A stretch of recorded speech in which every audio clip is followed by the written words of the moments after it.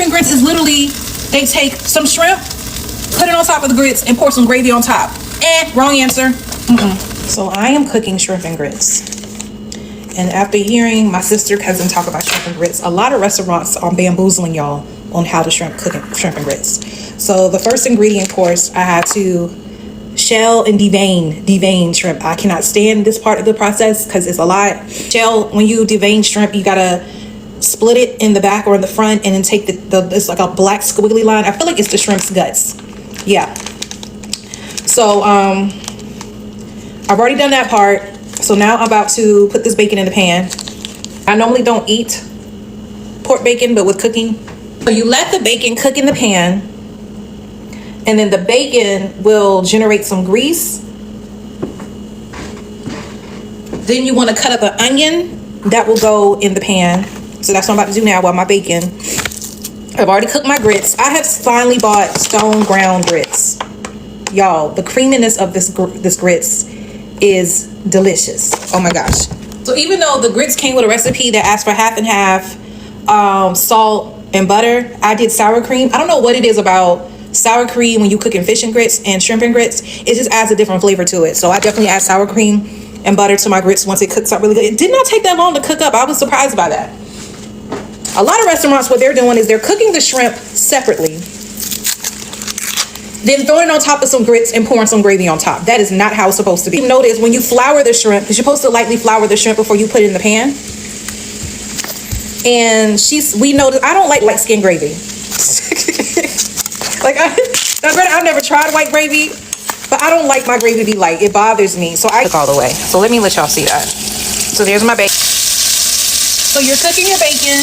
My mom said what I should do is throw the shrimp on top of this. But because this bacon is getting a little burnt there, because I don't want to throw my onions and my shrimp in there. I already cut up the onions and cut up the shrimp.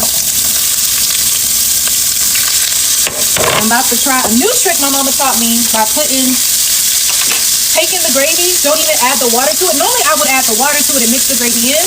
But she said, no, just sprinkle it on top. Because what's supposed to happen, the flour and the grease is supposed to make a gravy mix. So you just got to mix it up. Oh, that smells good.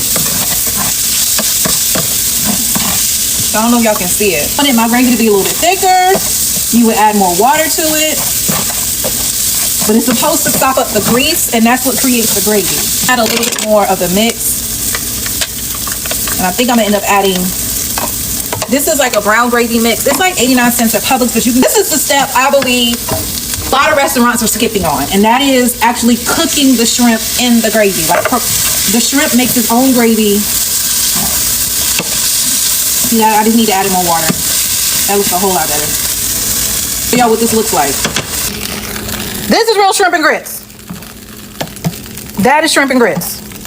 The gravy is it's cooked in with the shrimp. We season it with Old Bay pepper and a little bit of cayenne pepper. Then you let the bacon cook in the pan, which I forgot that part. That's not my favorite part. You let the bacon cook in the pan, let the grease generate. My mom recommends just letting the shrimp cook with the bacon. I don't recommend that because your bacon may cook too fast. And then once the bacon cooks long enough and generates enough grease, you put your shrimp in there. So let's plate this bad boy. Oh, this smells good. Finished product. This is what your shrimp and grits should look like.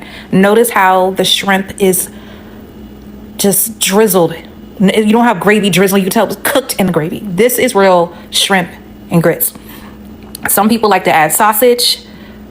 I take that back. If I was to do the mushrooms, I would add sausage. I would not do just sausage with shrimp and grits. I would rather have the shrimp, the grits, the onions, the bacon bits over my grits. Isn't this beautiful? Isn't it beautiful? And again, that's fresh caught shrimp from the Low Country. This is beyond delicious. Like the seasoning is perfect. The creaminess of the grits. Y'all, my grandmother would shed a tear. She really would.